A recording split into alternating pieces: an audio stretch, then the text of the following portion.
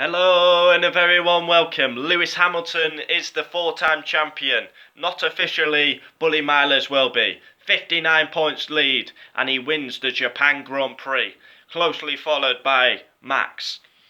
Let's get into it. Basically, before the race begins, Vettel has problems. He's clearly got an issue. Then we set off. Hamilton away.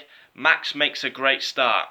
Ricciardo falls behind the Force India. Ocon's running in third for the first bit of the race. Then Ricciardo finally gets past. You have Kimi Räikkönen. He goes off, loses loads of positions, and fights his way back through. But Vettel's clearly got an issue. He's getting passed left, right, and centre. Gets passed by the Force Indias, and then they bring him in, and it's game over. Another retirement. Ferrari have been a disgrace since Monza. Monza, they were poor. Singapore, Vettel crashed lap one. I've got it written down here. Malaysia, Vettel last. Kimi has an issue, can't even start the race. And then Sebastian Vettel issue makes him retire from the Japanese Grand Prix. Ferrari have gifted Hamilton the championship. Unreliable red machine has let them down again. We'll run you through the top 10 and then I might do it a bit differently, like go through every driver's race and see how that works. So, Hamilton first, Max second, third Ricciardo, fourth Bottas, fifth Raikkonen, Ocon, Perez, Magnussen eighth, ninth Grosjean, 10th Massa, 11th Alonso, Palmer 12th, Gasly 13th, Van Dorn 14th, Verline 15th. Retirements, well, we'll cover them now. We've got Carlos Sainz, tried to go round the outside, got on like the marbles sort of thing, and went off. That was on lap one. We had Vettel, the spark plug issue, clearly had a problem. He was basically going into the race with a wounded car. Surprised he even got to 5 laps. He honestly was, like he was in the McLaren Honda with the issue, because he was getting passed left, right and centre. Stroll has a big moment in the S's. I think it was a puncture. And he came back on the track and nearly hit Ricciardo. Oh, the smile would have definitely gone if Stroll had clipped him. Ericsson crashes, no shock there. He's a shithouse. He's not good enough. The only reason he's in the sport is because of Wonga Wonga, money. I mean, it's a joke. Get Charlie Leclerc in there for me. Ericsson is awful. Absolutely awful. Shouldn't be in F1. He's the worst F1 driver on the grid. Yes, he's worse than Palmer. Hulkenberg absolutely fuming. DRS problem. And his DRS wouldn't close. Renault mechanics trying to bash it down in the pits and it just broke. And then there's the retirements. Now we'll get on to the race. Hamilton, 59-point lead. He basically led every single lap. We'll bring Max into it. Max was closely behind him the whole race, within 2 to 5 seconds, all race long. And lap 52 and lap 53, Max was giving it a good go to get past. Ricciardo in third, pretty boring race for him. Bottas fourth. Bottas played the team game. He was holding Max up to let Hamilton pull away a bit, and he was basically just blocking Max, which obviously he's going to do, helping Hamilton. And it's all above board. Even Max said it was above board. And then Bottas pits, and that frees up Max. Raikkonen, lap one, run wide, fights his way back through the field and gets fifth. Ocon and Perez will bring them two in. Wasn't allowed to race. They've been like magnets all season. The team did not allow them to race. They're best of the rest. What is the point in racing? Because they'll probably hit each other again and lose a load of points.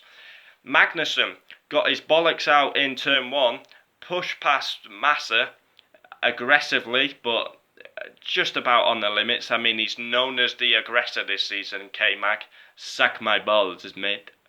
Grosjean ninth was screaming to let him go past. He was quicker than Magnussen. Makes a change that he wasn't complaining about brakes. Massa 10th, absolutely no pace. They were battling, him and Alonso, on the last lap. The leaders were coming through. I was screaming at my TV, Alonso, let Hamilton through, and they weren't letting him through. Massa and Alonso scrapping over the last points position. I'm screaming, let Hamilton through. Alonso eventually lets Hamilton through. Then he shuts the door on Max, and I'm going, yes, yes, yes. And then it was close at the end, very close. Too close for comfort. We got Palmer in 12th, last race for Renault. Carlos Sainz will come into the Renault with Hulkenberg at Austin. And Palmer, I feel sorry for him, but I mean, what is it? 2 points finishes in 36 races? It's just not good enough. But will he get a drive elsewhere? I don't think so, to be honest, but it's going to be one Brit on the grid next year in Hamilton. Gasly 13th, he had a huge lock-up, flat spotted his tyres, had to pit. He would have got in the points, I think, if he didn't do that flat spot. Van Dorn and Verline 14th and 15th.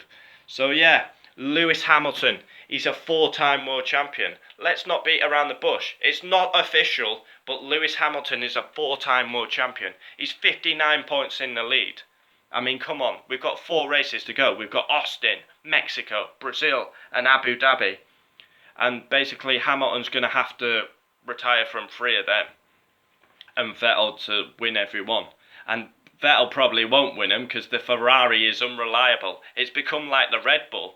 The Red Bull was really unreliable, and now it's the Ferrari's become really unreliable. It wasn't a worldy race, but I'm liking Hamilton and Max going wheel to wheel. Hopefully we can see that more of that in the future. Max getting... Red Bull have been really competitive the last 2 races and could have won both races, but it's quite hard to overtake round Japan. We go on to Austin, and who's got a mighty record round there? Yes, you guessed it, Lewis Hamilton. I think he's won every single race round Austin, apart from 2013 where Sebastian Vettel won it in the Red Bull. So yeah, it's looking very good. The omens are looking good. He won the title in Austin in 2015, or was it 2016? There was one year when, yeah, it must have been 2015 because Rosberg was 2016 champion. 2015, Rosberg went off and Hamilton went through, so he's won it there before. Can he win it again in 2017? I think it's game over now. Everyone is under the presumption that Hamilton is the champion. He cannot, honestly, I will be utterly, I'd be lost for words. I'd literally be lost for words if Hamilton chucked a 59-point lead away with 4 races to go. It'd be one of the biggest shocks in F1 history. But that's your race reaction. Next we go to Circuit of the Americas.